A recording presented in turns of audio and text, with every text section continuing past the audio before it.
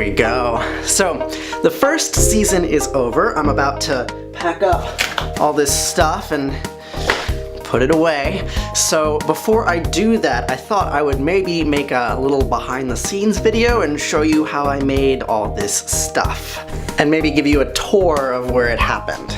So making these videos comes in 3 steps. First, there's the writing, then there's the filming, and then there's the editing.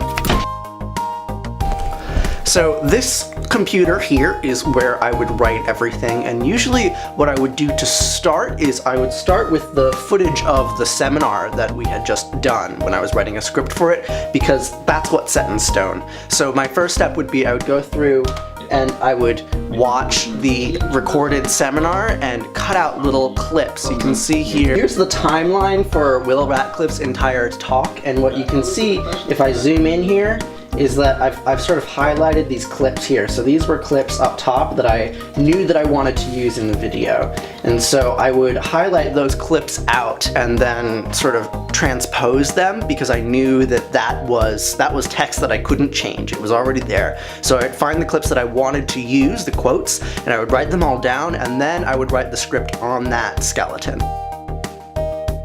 So the next step, after the script is done, is to film. So this is the main camera that I would use. It isn't the best, it had some autofocus problems, but you know, I made do. And I'll show you the studio a little bit. So I had maybe 4 or 5 different backdrops that I would use for shooting in front of. The main one that I used is behind me. It's actually an old closet. This is my childhood bedroom that I converted into a studio. So I filled this closet with little gizmos.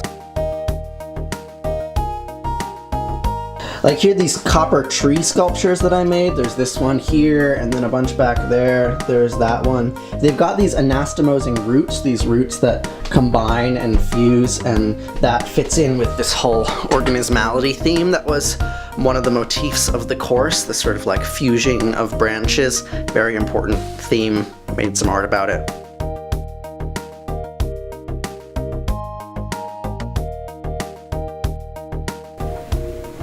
So then there's this backdrop behind me, which is a map I made of Middle Earth in the Second Age. I would use this backdrop because it's pretty plain, it's just black and white, and I would kind of like zoom in like this. I would use it for the conclusion of videos to make some sort of like philosophical social point that I thought was entailed by the science. So I could sort of, let's get very serious and talk about what this all means. God damn it, I'm not in focus. I really wish this camera would focus. And there's this purple backdrop behind me. I would use this one for when I wanted to use the teleprompter, so I'll show you that. So this is the teleprompter I built. This cloth cover blocks the light from entering from the side, and inside you've got a camera that points through one-way glass, and then over here there's a monitor. I just unplugged it, but the monitor plugs directly into my computer, and so does the camera. So if you follow these wires down here, it plugs directly into this desktop where I would do all of the editing. Look at that high-tech glow. I don't know why they do that to computers. The teleprompter is useful if I've got something particularly wordy that I want to say and I don't really want to memorize the script, so I can just project it onto that one-way glass and then I can just read it all, and it makes filming quicker, and also all the footage is just already exactly where I want it on my hard drive, so it speeds me up.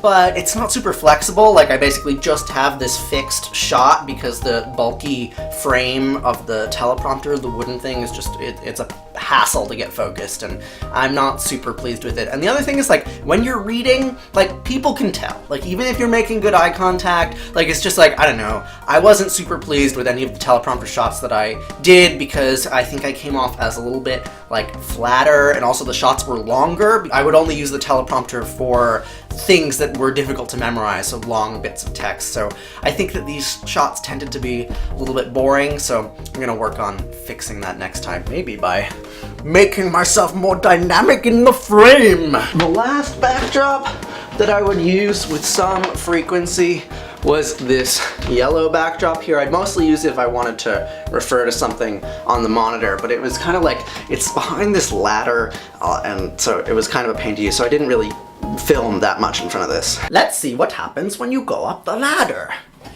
Up we go, up we go. Here we are. So here's the whole studio. I had these rafters that I was lucky enough to be able to suspend those lights from. And we can sort of look. So there's the floor plan and there's the bed. I did not sleep in that bed. I slept in a tent outside. And there's the animation rig. So let's talk about this animation rig here.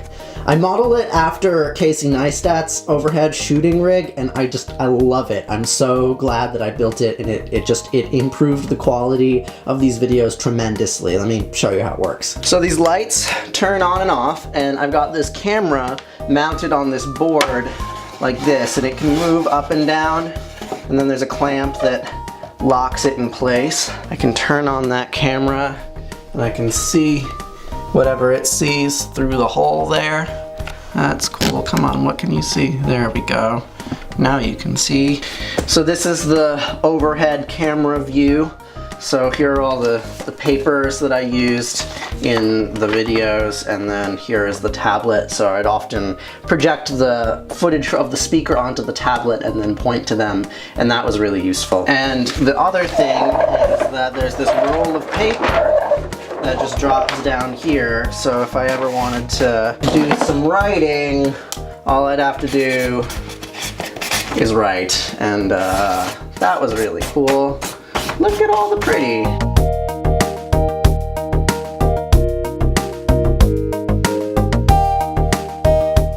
Now let's talk about editing a little bit. Editing is boring, so I'm not going to talk about it for very much, but here is the finished sequence of the most recent video that I made about Will Ratcliffe stuff. You can see there's this long timeline. I really like these patterns here.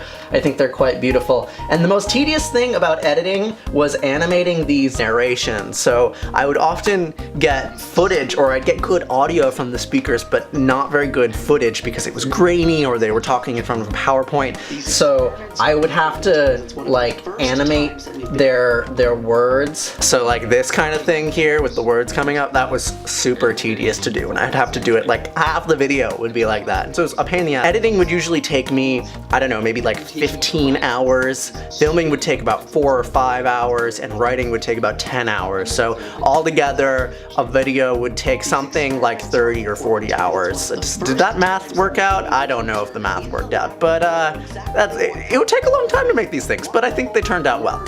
Clearly you think so too, because you're watching this, or maybe you don't think so, but you're still watching this. I don't know. So this might be a bit gratuitous, but there's one more thing that I want to show you.